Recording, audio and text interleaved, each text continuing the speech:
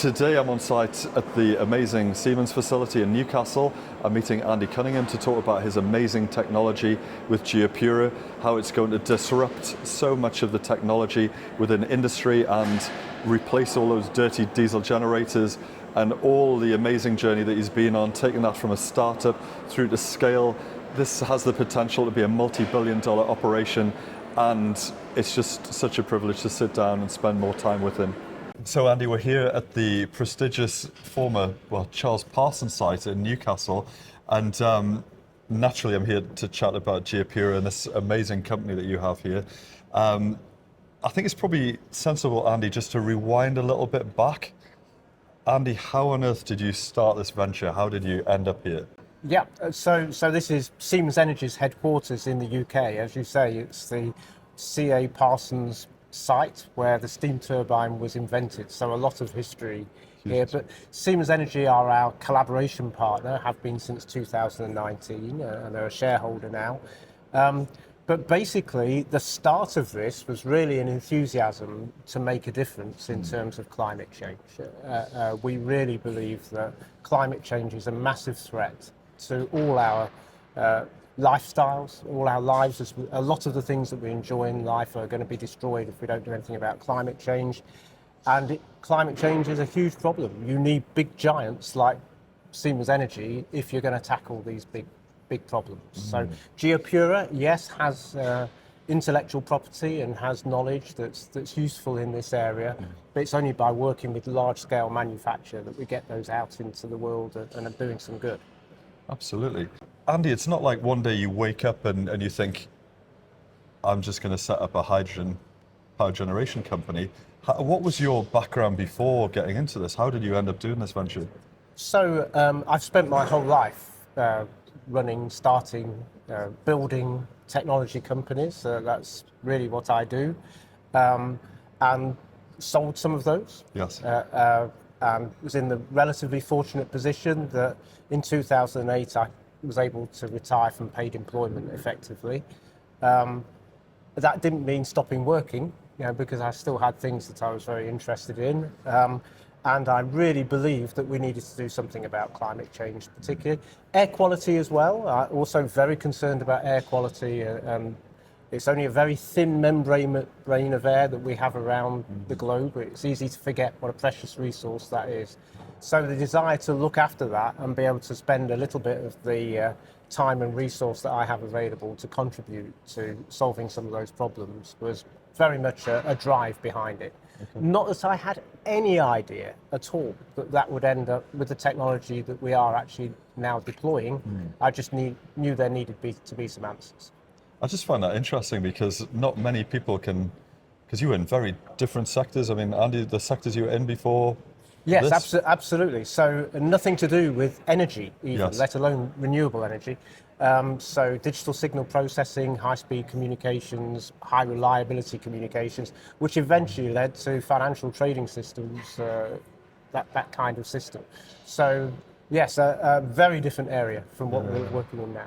But we all live in the world and we all want to benefit from a better environment. I think I have that in common with everyone, basically. So tell me about where we are today. We're in the Siemens facility. The backdrop that we have behind us has these HPUs. What is the GeoPura product and what does it serve? Yeah, so when I retired from paid employment in 2009, what I was really looking to solve was what is sometimes called technically the dispatchability of energy, which we've tended to take for granted in the past because we expect just to be able to switch the lights on whenever we want and the power's there. But we're aware that with solar farms and with wind turbines, then they're not always available. The power is intermittent. So how on earth do we get ourselves in a situation where we have power all the time when we have intermittent sources? Yes. And it's not just a challenge that GeoPura is looking at. There's a lot of people looking at these problems. And there are solutions. Effectively, we need to build the reservoirs, just like we did for water. We built huge reservoirs because it doesn't rain every day. Not even in Newcastle does it rain every day. No. And we're in a situation where effectively we need to store energy in some form, just as we've stored water in the past. And the way that GeoPura does that is using spare energy when there's a glut of energy, when all the wind turbines are turning and all the solar PV is generating. You've got too much electricity effectively. But instead of turning things off, we can actually create hydrogen. We can create a fuel. Yes. And that is the reservoir, because then you store the fuel, you move it to where people haven't got energy, maybe they haven't got electricity grid, or you store it to a time when energy is short, and then you can turn it back into electricity. And what you're seeing here, and we see it around us, there's a manufacturing plant here, you're seeing our HPUs, which are hydrogen power units. You basically put hydrogen in at one end, and you get lots of copious clean electricity out of the other end, and the only exhaust from a hydrogen fuel generator is water, basically, drinkable water. Drinkable water.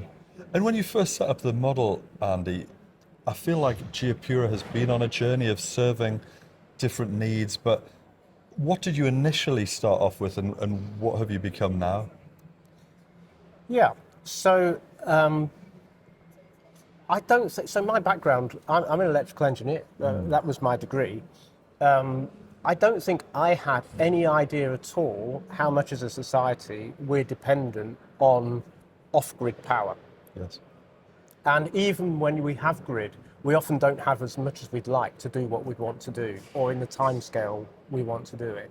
I had no idea. So diesel generators, for example, I mean, that's a way of dealing with off-grid power. If we go to a festival, we're used to seeing some generators, or if it's a film shoot or a construction site, there'll be a lot of generators. Apparently, the global estate of diesel generators is $300 billion worth of diesel generators. That's a hell of a lot of diesel generators.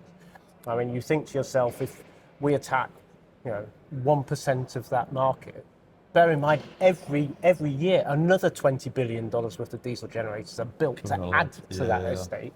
So it's really, really big market, and a growing estate that all needs to be replaced, all filthy, all needs to be replaced eventually. Then you can see there's a pretty big job to do. So effectively, we started off realizing that this was a market we needed to attack, but very quickly realized we needed some big partners by the side of us, because that's the kind of scale. You're talking millions of generators need to be built. Now, Andy Cunningham, no matter how much he thinks he can be good at things, can't build a global manufacturing capability that's going to deliver to time and to scale and with the quality required. But the likes of Siemens Energy are that kind of company. Yeah. I don't think people realize, though, Andy, how hard it is. I mean, I've worked in product before, but even getting simple products and taking them to market. But if you look at the complexity of these HPUs and thinking, they've got the hydrogen fuel cell in and all the technology, going through all those kind of IP challenges, taking it to market, there are so many opportunities, apart from the fact that you might just run out of cash. What has the journey been like of just commercializing and bringing a product to market? Yeah, that's a great question.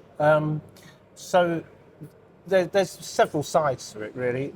There's, of course, the technical side and the accreditation side.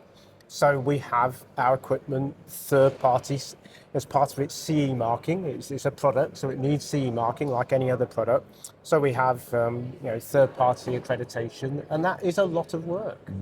Yeah, you're right. It's fuel. You'd expect it to. You kind of hope it would be a lot of work, wouldn't you, as a consumer? You hope that people are having to meet standards there, and that's certainly the case. On the other side of it, the other part of the journey is customers. A lot of customers want to get away from diesel for a whole range of reasons. Health actually being one of those reasons, interestingly. So, several major papers and major reports now linking diesel fumes, particulates. This is leaving aside climate change drivers with not just pulmonary diseases, lung diseases, but also dementia and other areas. So people wanting to move away from diesel, but then they're thinking, oh, hydrogen. Is that okay? Can I have that on my site? Will it work? Can we rely on it? Is it dangerous? Is it explosive? Yeah, exactly. And the answer is yes. Yeah, it's a fuel. But are these risks contained? Are they appropriately dealt with? So you can understand that there is a process of going through this with customers, and customers getting the confidence that they can deploy. And do you feel like, because I've known many people in the world of power gen, and there are many kind of hydrogen skeptics that are like, this just doesn't make sense. And, but in terms of the adoption of your technology and clients coming on board, are they coming on board? Are they interested? Is it hard to get those products in?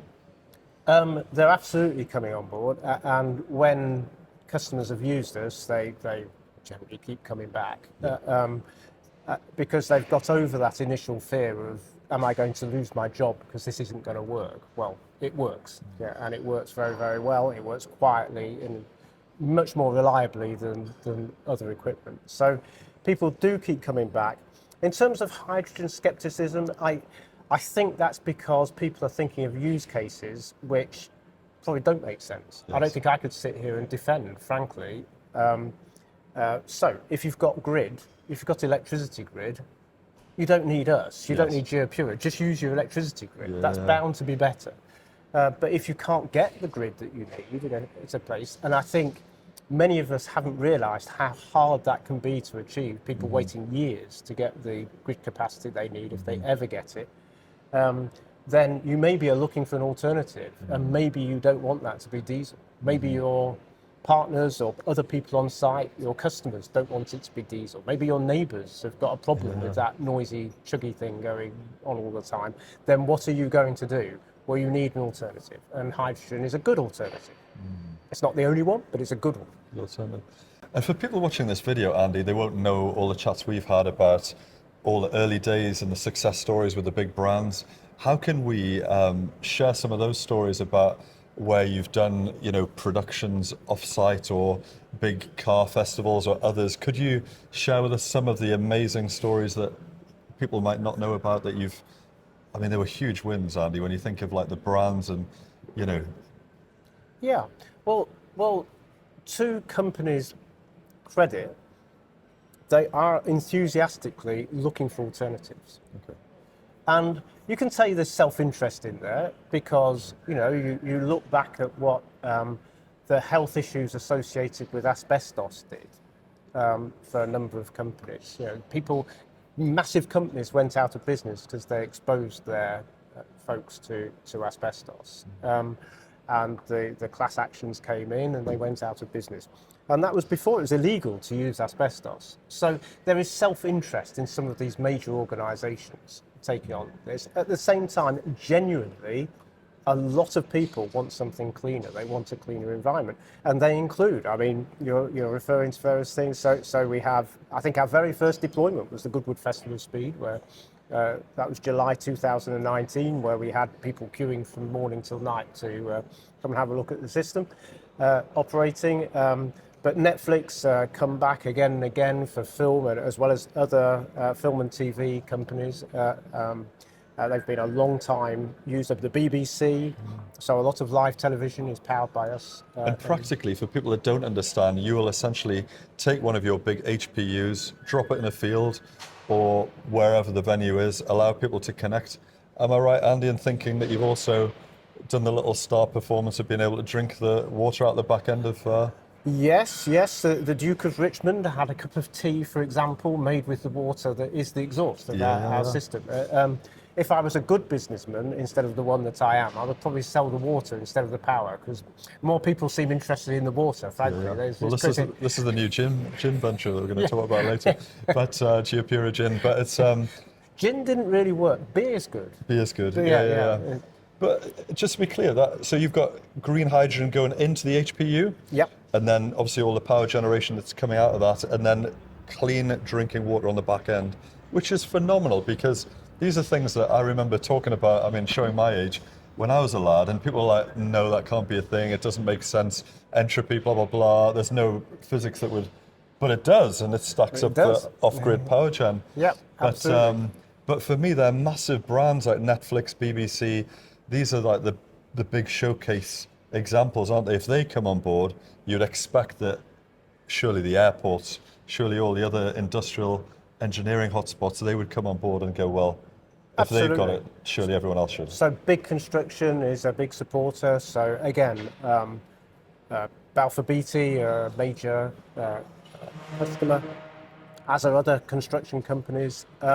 No, there's a drive, and they have there's a suite of solutions that companies can turn to, but in certain areas, you just need a fuel.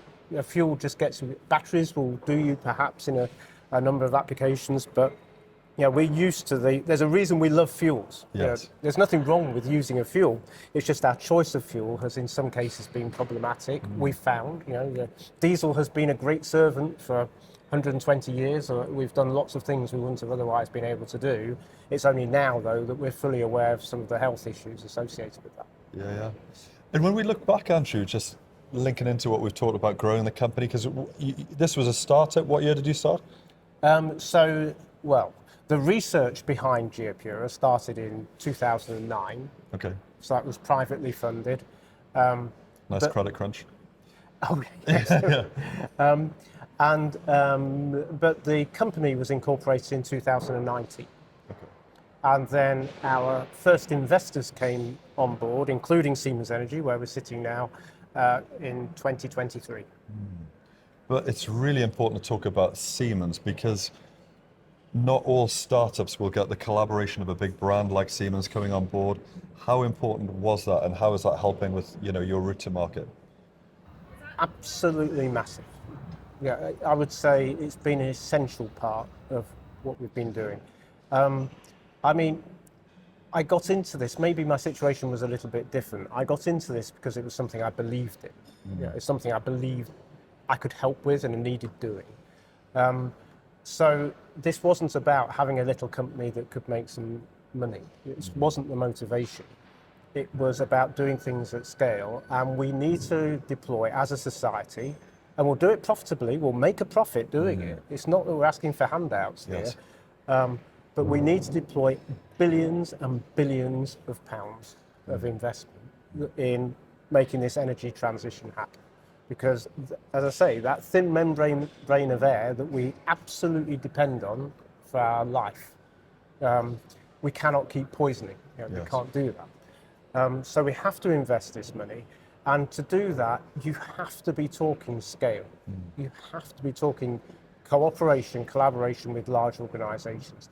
And I will say this as well, it's not just, we see Siemens Energy, and this is fantastic, but what you've got to remember is also the effect that has on the supply chain, because there's stuff being built here, but that results in all sorts of things other going on. There are a lot of parts in these units that are manufactured here on Tyneside or in the northeast, Teesside, and you realise that they, in turn, those suppliers need to order materials from their suppliers, and it does relate to quite an interesting growth in that supply chain in the area.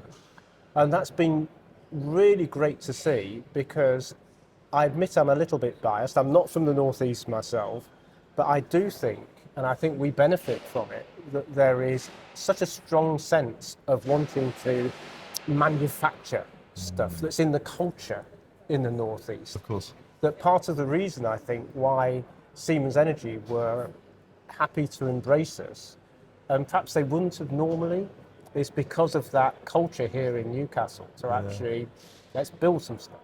I just find this story fascinating, and I know you and I have chatted about this before, but when you think of like the days of the steam engine, and now we're here where Siemens Energy do a whole raft of different power gen solutions, and then you've got GeoPura, which is hydrogen technology. But I kind of think if it wasn't for Parsons back in the day and all those early engineers developing all this technology, we probably wouldn't be having this chat.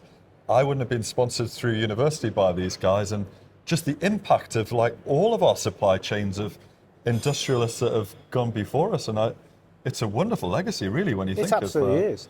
And I think something else that we tap into here, and I have to say, Siemens and Siemens Energy aren't the only people that do this, but that is this history which is ongoing now. So we have an apprentice scheme here. It's a Siemens Energy apprentice scheme, but we actually produce hydrogen qualified technologists here Yes. out of that apprentice scheme that get employed here, also can go elsewhere.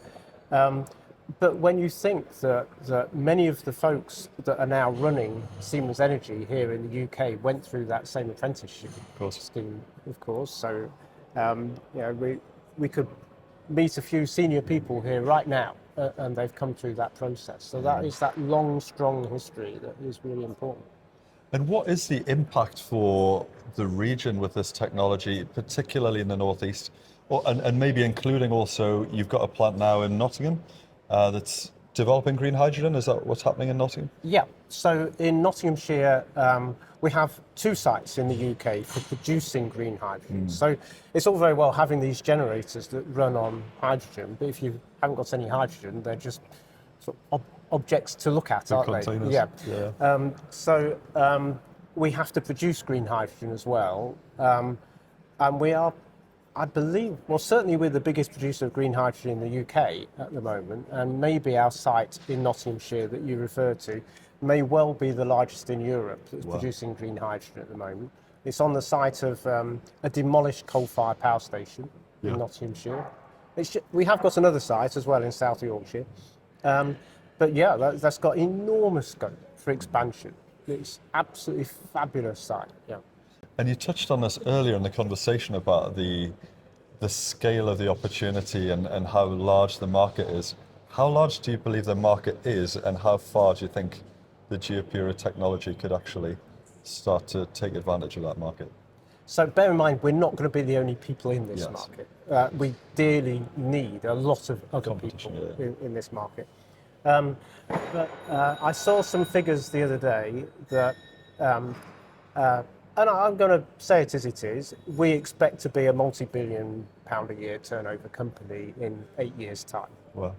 That kind of scenario. I'm not deluded. I know that it's possible to fail in what you are trying to attempt, and there is every reason to believe that that is what we can achieve.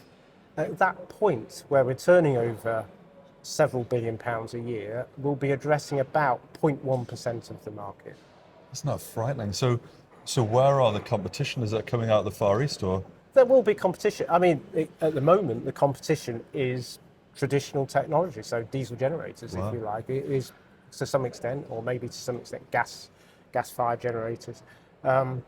But and there are other folks that will produce extremely good equipment, not dissimilar to ours, or that will compete in this market, of course. And if people are watching this video, particularly a lot of my clients or big infrastructure players, how do we convince them to move away from traditional plant to your GeoPura system? Well, I think you'd probably listen to some of the things that our existing customers are saying. You know, it's quieter, it's more reliable, its exhaust is water. I mean, at the moment, it does cost you a little bit more, but you can measure costs in different ways. I think most of us understand that a clean hospital is going to probably cost us a bit more than a dirty hospital, but in the big picture, we're saving money, basically, and I think most organisations are willing to take that view. And headcount now for the business, Andy? 180 people at the moment. And when it started, obviously it was you predominantly back in the day. You hardly had a team. I think it was 4 of us to start off with. Yeah. So imagine if I'm sat in 5 to 8 years' time, what do we anticipate GeoPura looking like that surely will be a global operation by then? That would absolutely be the expectation. So we're in the process of a raise at the moment, a Series B raise as it's referred to, and that is specifically to finance expansion in North America and the Middle East, as well as doing more business in mainland Europe. So we've already done quite a lot of work throughout Europe, but we're looking to expand that activity. Yeah. Okay. And do you think you'll stick to the same product, or will you diversify? Oh, there's new products coming. Okay. Watch this space. Yeah. So there's massive demand now in a variety of ways. So easier to deploy systems, so smaller, more agile systems, but also at the big end. So I think most folks are aware of AI and the impact that's having in terms of power requirements. Those data centers have to be powered. There are a lot of them required. They can't always get all the power they need from the grid. They're Yes. always going to need a backup. They need 5 nines reliability. Yes, there's a lot of requirements at the very big end as well. I'm really struck by the number of meetings I'm going into at the minute where the data center conversation is front of mind. It's, you think that's going to somehow peter out, but it just seems to keep growing all of the time. So the demand for your product, I would expect, will just keep increasing. And Andy, like, if we look ahead to your life and the challenges, what challenge do you think you'll anticipate over the next few years? Or is that going to be kind of pushed into the team, or how will your life change over the next few years? Well, I'm fortunate to have a really, really good team. Okay. So I can rely on that team. Honestly, my sweet spot in the past has been running relatively small companies. So a couple of hundred people would be typical. So GeoPura wouldn't be my typical area of expertise. If it was, tens of thousands of people, I wouldn't necessarily be the person as a shareholder that would be the CEO of that company that I would choose as the CEO of that company. I'm not saying I can't be. I'm certainly willing to be, but I'd like to be involved with the company in some form or another. And that's the problem when you really are doing something because you believe in it. This isn't. It wouldn't be right to say it's a hobby, but it's something that I work very hard at because I think it's something that needs to be done. So I'd like to stay involved. I think I have a role to play for a while to come. Absolutely. And Andy, again, for the benefit of those people watching this video, what can we do to help you? What will help your business succeed? I feel sometimes, are we worse at this in the UK than elsewhere? I don't know if we are or not. Maybe that's just a thought in my head. But we do have a tendency to say why things are rubbish, why something can't be done or shouldn't be done or just is rubbish, without perhaps giving some credit that maybe if you did a certain thing in that area, it would be rubbish, but maybe there is something to it. Just a bit of belief, I think. I think we all need to have perhaps a bit more belief and not take so much joy sometimes from knocking things down or trying to show how clever we are, knowing that something's rubbish. I mean, let's show how clever we are by the fact that we can build stuff and have some enthusiasm and get behind things. We've got behind some amazing things in the past, relatively recent past. Here in the UK, we've built some amazing things. I mean, I mentioned earlier, we were on the site of a coal-fired power station. Now, that was a filthy, mucky thing that burnt through 10,000 tonnes a day of coal. I'm not saying necessarily we'll want to build a load more coal-fired power stations. That's not really what I'm saying. But when you think that at the end of the Second World War, throughout the 50s, we tripled our electricity generation capacity. We just decided as a society that we were going to do that. Yes.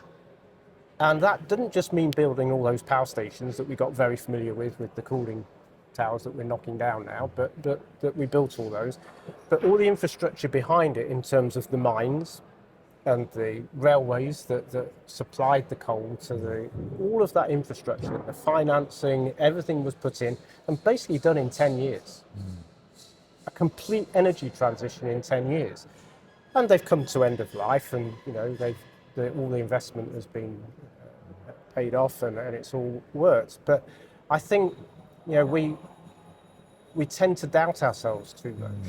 All we have to have is a will, and we can achieve things. And I'm hoping through this video that more friends will get to see what you're doing here, be encouraged, more talent will apply to your organisation, investment will be raised, and I think it is that. It's just being encouraged along, and the cheerleaders who keep the journey going, isn't it? That's enthuse you to do more and take greater risks and create more products. But it's all a journey. It really is. Well, Andy, I'm looking forward to coming back here when you are a multi-billion-dollar organisation, hopefully before then. And again, for anyone watching this, they can connect on with you with LinkedIn or otherwise, particularly any friends that have got massive investment to deploy. And Andy, I really hope it's going to be a successful journey, and it's been an absolute pleasure Thank you. to spend some time with you. You. But thank you so much. Thanks very much. Thank you.